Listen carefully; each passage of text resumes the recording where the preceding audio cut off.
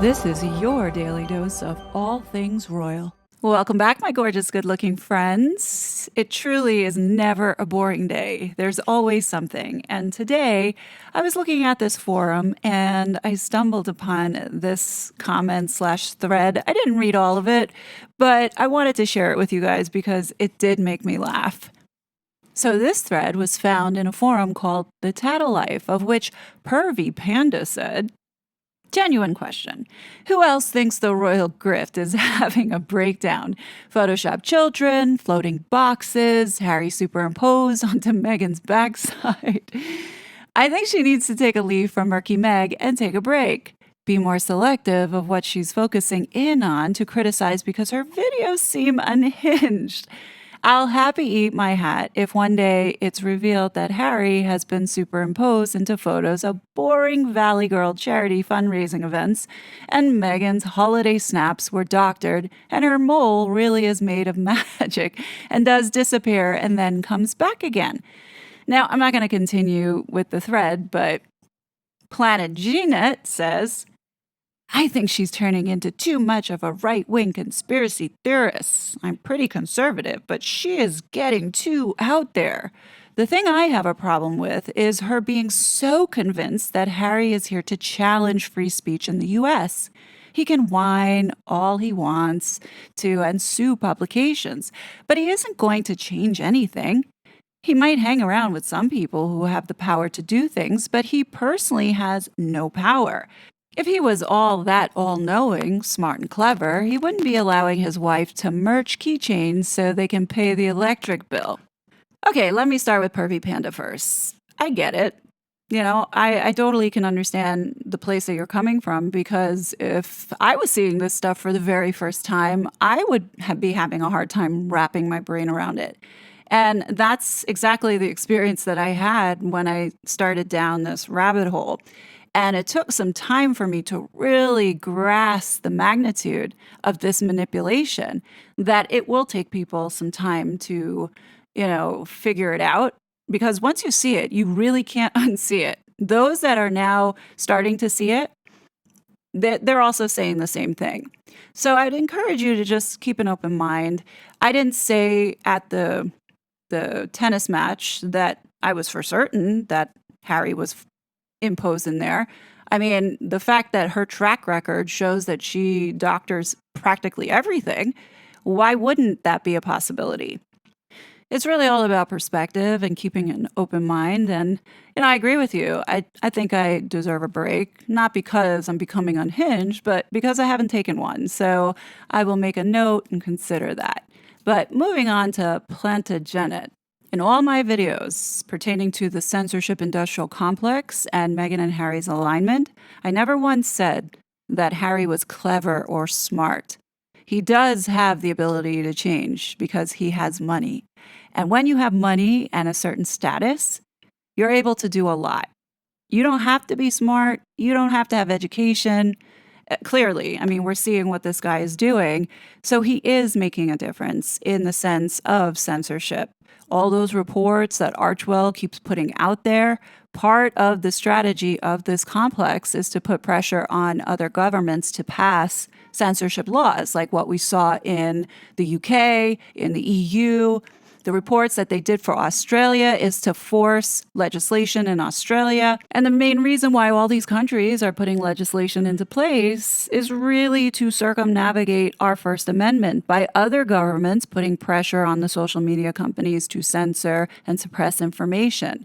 Ever since the Twitter files had came out and exposed this censorship complex, things now have shifted to where there's heavy focus on international disinformation camps that are censoring and controlling their people, but at the same time doing the work for the United States. And I'll get into that in another video that I have planned, but that is a part of it. I totally agree with you. Harry is not the sharpest tool in the shed. However, his name is attached, and he is a commissioner with Aspen.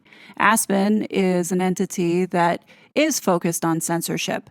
And the report that he put out You might not think he has any type of influence or say in anything, but he does, because that report was referenced not only for the Online Safety Bill in the UK, it was referenced for the EU DSA, Digital Services Act, it was referenced in Canada, it was referenced in Australia.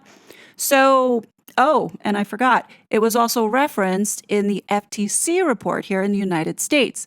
So, whether or not he gave a lot of knowledge to this report, he's still attached to it in some way because he's part of this commission. And, obviously, that entity, Aspen Institute, felt that he was important enough to be a part of this established, esteemed group of people who are actively trying to censor the internet. So I'll leave it there with that. I can bring a horse to water. I can show you how they have funded, they have relationships, they work with the media. You don't buy it, that's fine. That's your opinion. But I truly, deep down in my heart of hearts, with all of the work that I have done, I can say with absolute certainty that these two were heavily aligned and definitely a part of it.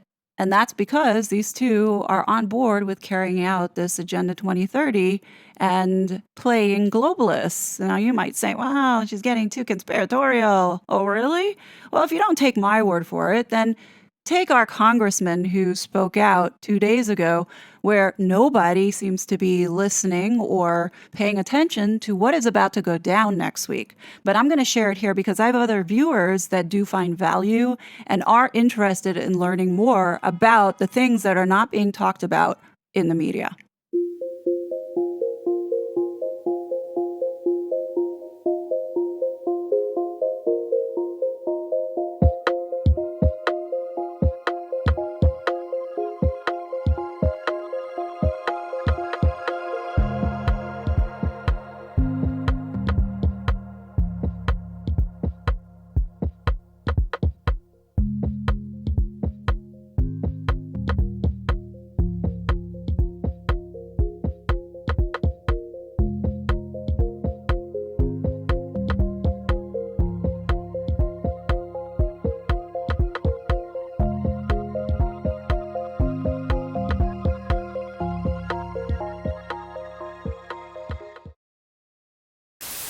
Thank you for being here today for our press conference on what I describe as the most important issue that's getting the least amount of attention relative to its importance in our country. And like many other issues, we're going to be deciding on November 5 what kind of a country we're going to be, and it applies to this issue as well. President Trump had withdrawn the U.S. from the WHO, and of course the Biden administration, like every other disastrous decision they made, reversed those policies when the Biden-Harris administration got in charge. Well, later this week, the UN is going to hold a, quote, summit for the future. And they're going to produce, this is right from their website, an intergovernmentally negotiated, action-oriented pact for the future with a chapter on transforming global governance. Ascending beyond the powers being sought by its subordinate agency, the WHO, the UN is seeking even broader and more powerful authority, as you will hear a lot about today. The Biden-Harris administration apparently intends to fully support the surrender and compliance of the U.S. to the UN in these endeavors. I told you. What did I tell you? Didn't I tell you? 'Cause I told you. And when did I tell you? A long time ago. And what did I say will happen when I told you? Exactly what just happened. They are aligned with the international globalists that hate America, that hate the Constitution, that hate our founders, that hate our founding Judeo-Christian principles, and they want America to become like the rest of the world. They don't want us to be subordinate to or governed by our Constitution. No, they want America to be subordinate to and governed by the UN, the World Health Assembly, and the WHO. And in fact, they intend to join with others at the UN summit this week to vote to award additional powers to the UN Secretary General. They seek to facilitate the evolution of the UN from an international cooperative body to an international governing body. These powers would be triggered by any one of a number of so-called global emergencies, whether it was a so-called climate emergency, a health emergency, a cyber emergency, or a gun violence emergency, whatever that's supposed to be, a financial emergency, or whatever they deem appropriate. And the Biden-Harris administration is in full agreement with the UN and the WHO on efforts to place us under their authority and to require such things as their international health regulations, including the surveillance of U.S. citizens, the censoring of dissenting views, and much more. The American people didn't vote for this, and they don't support this, and it's up to the people's representatives, that's us gathered here today, to have a responsibility to expose this and to reject this. The U.S. should defund the WHO again. We should withdraw from the WHO. Any agreements with the WHO or the UN should require Senate approval or disapproval. And a bipartisan House majority voted to require Senate approval just last week with Tom Tiffany's bill on the House floor. So I'm proud to be joined here by my House colleagues and others who are appropriately concerned and educated, informed, and leading on this issue. Again, this is the most important issue that's getting the least amount of attention relative to its importance and its impact on our country and on the American people. And with that, I yield to the gentleman from South Carolina, Ralph Norman. Thank you, Congressman Good. I want to thank Good said this is probably, other than our financial crisis this country's in, the most important issue to call attention to. The Summit of the Future will happen on September 22nd, 23rd. And folks, what that will do is cede America's authority, America's sovereignty to basically China. China is defined as a developing country. It is the number 2 economy behind America. It's not developing. It will cede our decision-making ability to China. That's what you need to know. Let me read out what the Secretary General, Antonio Guterres, his policy brief 2, issued on March of 2023. I propose that the General Assembly provide the Secretary General and the United Nations system with a standing authority to convene and operationalize automatically an emergency platform in the event of a future complex global shock of sufficient scale. Guess who determines that? The World Health Organization. It reveals in their definition a possible global shock, including large-scale climate or environmental events, determined by who? The Secretary General. Future pandemics. We all endured what the problem we had with the latest virus. High-impact events, involving a biological agent, determined by who? The World Health Organization. Disruption of global flows of goods, determined by who? Not America, but the WHO under the Secretary General. Not only that, it requires a 5% payment by the United States every year of our total medical dollars spent, which are in the trillions. Bottom line, we cannot let this go. This is a top-line issue that America must be made aware of. It's got to go through the Senate, where it requires 60 votes. And we're going to fight to make sure all Americans know what's happening and stop it dead in its tracks. The WHO needs to be defunded, we need to do away with it, and America get out of it. I now call on Frank Gaffney with the Sovereignty Coalition. Sure. And the thing that is absolutely infuriating about all of this is not only, as these gentlemen have said, this is really important. And most people in the media, most people in government, certainly the vast majority of Americans have no idea this is even going on, let alone reading in the rest of us. So it seems to me that what is needed now is not only to have the Senate charged, as with the World Health Organization's International Health Regulation Treaty, also the Pact for the Future. There must be no application of whatever they come up with in terms of world government by the UN Secretary General without the Senate's advice and consent. And secondly, I call here today on former President Donald Trump to use his platforms to address and draw out his opponent, the Vice President of the United States, on whether or not she supports world government. And if she doesn't, for her to disavow what the Biden administration is doing right now to try to bring it about. Thank you very much. Next up is Andy Biggs.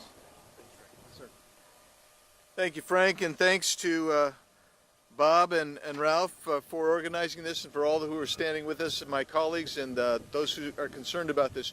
You know, this administration has attacked the United States sovereignty since day one.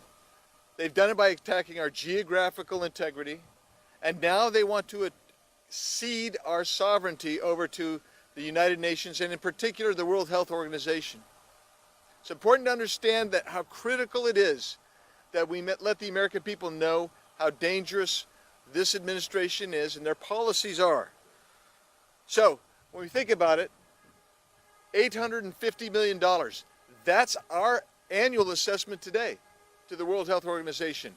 But we consistently pay more than our assessment. Why is that? Because this administration wants to pay more. And we're the folks at the United Nations working hand in glove with the World Health Organization to have their way. We would be spending even more. And we'd be spending more to become enslaved to them because of the things that my previous speakers, my co-speakers have said. I introduced legislation, H.R. 2022, which gets us out of the World Health Organization and defunds our portion of it. Why is that? It's because the World Health Organization has become captured. It's been captured by our international adversary, China. We saw that as a result of the COVID-19 issue and how the World Health Organization protected Xi Jinping and the Chinese. We can't give up any more of our sovereignty, any more of our geographical integrity, any more of our economic integrity to foreign actors who have no concern about the United States of America other than to take our power and our money away. This administration is all in for it. That should be enough to tell everyone that this is a non-starter. I appreciate my colleagues for helping raise this today. I appreciate you and the media being here today, because this will be an ongoing effort. An ongoing effort as the out-of-control spending that Congress is engaged in, coupled with the border problems that we have. Let's at least not turn over our healthcare apparatus to folks from a United Nations or an international multilateral institution that has no concern for us. So I thank you for being here, and now I yield to the gentlelady from Wyoming, my friend Harriet Hageman. Thank you. In my home state of Wyoming, we have common sense, something that seems to be sorely lacking in the Biden-Harris administration. Wyomingites that I have spoken with consistently ask why this administration would push to fund any organization that has clearly come under the control of the Chinese Communist Party. They wonder why Biden and Harris would try to enter into unconstitutional agreements with foreign entities that would force Americans to give up their sovereignty. It is worth noting that the bulk of the WHO's budget comes from voluntary contributions from multiple countries and organizations. Throughout the past decade, the United States has donated billions of taxpayer dollars, making us the WHO's largest financial contributor. Over this time, the CCP has exerted an expanded influence and corrupted the organization's data, research, and information sharing. Despite its abject failure, the organization is seeking greater control and greater funding while continuing to block legitimate investigations into the origins of COVID-19. On June 1st, the accord that amended the international health regulations was adopted by the World Health Assembly. While there are many concerning aspects of this accord, with its ceding of our sovereignty being at the top of the list, it obligates member states to address misinformation and disinformation. The result would be something that we have become all too familiar with under this administration: mandating, censoring, and sanctioning of speech and other actions that are at odds with the WHO Director General's deliberations. Of course, this is a clear violation of our constitutional rights, but Biden and Harris have never cared much for those. I have co-sponsored legislation introduced by Congressman Chip Roy, the No Taxpayer Funding for the World Health Organization Act, which would prohibit the U.S. from making any assessed or voluntary contributions to the WHO. International law does not trump the Constitution. Biden and Harris may be compromised by the CCP, but they cannot force Americans to follow laws and regulations not passed by our own federal government. Thank you. Thank you. Well, I'd just like to start by saying, as a physician who's followed the WHO for many years now in my time in government, during 3 presidential administrations, and now as my time as a member of Congress, I can tell you that the WHO in particular and the UN in general do not represent what's best for this country. In fact, they do everything they can to undermine us and defeat us. Look at what happened during COVID as a perfect example. During COVID, they lied to us and they worked with China to cover up the origins of COVID. You have to ask yourself, do you really want, next time this happens, for the WHO to decide how taxpayer dollars in this country are spent, to decide what resources we are and are not eligible for, despite the fact that we overwhelmingly fund their operations? That's what you're going to get. And as my colleague, Mr. Good pointed out, they can define an emergency in any way they want. And believe me, it will be creative, and it won't be a healthcare crisis again next time. It'll be something related to the climate or gun control or some other woke agenda that they have on their radar. This IHR treaty is nothing more than a redistribution of wealth and government control via global governance. This fits right into the communist and socialist ideology that defines today's Democrat Party in this country.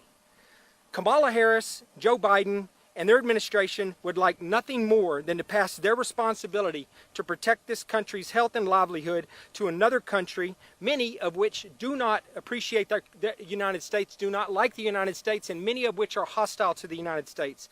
They would love nothing more than to pass this responsibility to these countries.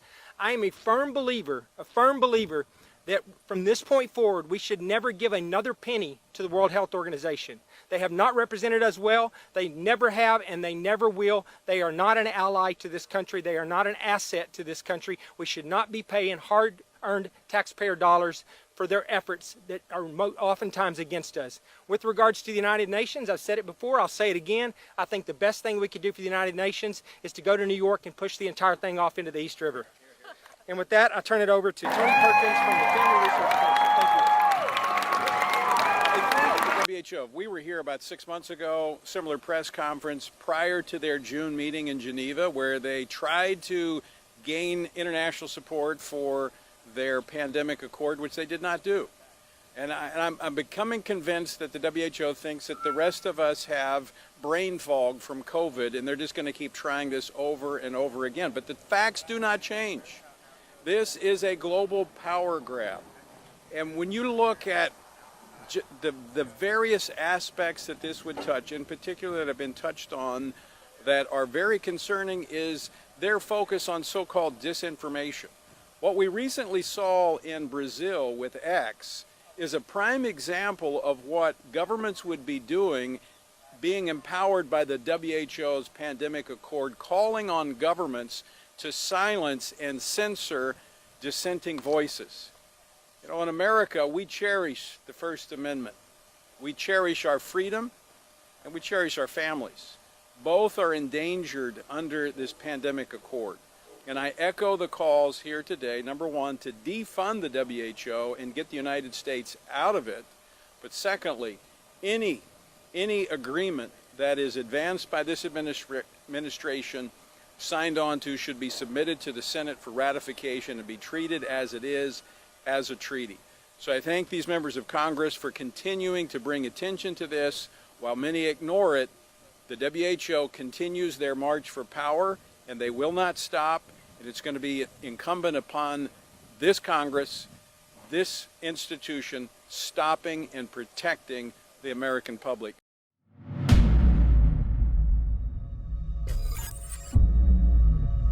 The United Nations Pact for the Future is going to be the deliverable at the Summit for the Future, which is this weekend, and nobody knows about it. So in the Summit for the Future, they are going to approve a platform, an emergency platform that will operationalize automatically in the case of a complex global shock. What does it mean to operationalize automatically? It means that once they have passed it through the United Nations, they don't have to ask other countries to approve it. They will just go forward with their protocols. And how do they approve this? It's being adopted by something called the silence procedure. The silence procedure. This is a pact. A pact is a form of treaty. It's supposed to go through the ratification process internationally. Instead, they're doing it where they submit a draft, and if nobody objects to it, then it's adopted. Adopted. And then it's noted that it was adopted at the actual Summit for the Future. So this is absolutely unconstitutional. Not only that, it's against the Charter of the United Nations. They are trying to expand their powers. They're doing an end run around their own charter through the silence procedure. We need to raise the alarm about this, and we need to stop it. Thank you. Gutierrez. I propose that the General Assembly provide the Secretary General and the United Nations system with a standing authority to convene and operationalize automatically an emergency platform in the event of future complex global shock of sufficient scale, severity, and reach. The key word there is authority. That's what these globalists want. They want authority. They want to strip it away from what we have here and the representatives that we have here that represent the people of this country, though none of them were elected by anyone in this country. And what do they want authority over? Because it's not just the next pandemic. All right, large-scale climate or environmental events. Wow, they could be real creative with that one. Future pandemics, high-impact events involving a biological agent, disruptions to global flows of goods, people, or finance, disruptive activity in cyberspace or disruption to global digital connectivity, major event in outer space, or black swan events. That's enough examples and enough reasons for them to get involved pretty much whenever and wherever they want to. And I hope that this body and the Senate continues to reject, push back, and stop this agreement and this push by this administration to sell out our sovereignty to globalists. Thank you. And there you have it, folks. Those that want to continue to keep calling me a conspiracy theorist, go right ahead. You can also have dibs on my seat on the train when they come to tell you that they're going to take you to someplace safe. We all saw how that turned out in Germany. Thankfully, though, more and more of you are starting to wake up and see what's really going on here. Boy, when I first started talking about this stuff, nobody wanted to listen and told me to stick to the royals, which I predominantly have, but I do believe that we are in a point in history where it is critical that people are aware of what's going on.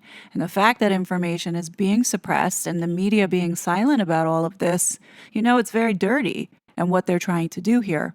Has it crossed anybody's mind that maybe the reason why we're seeing all these stupid articles and puff pieces about Meghan merching keychains is purely for distraction? I mean, think about it. The media is being saturated with all kinds of garbage, not only just Meghan, but other stuff. The things that they should be talking about is this serious situation.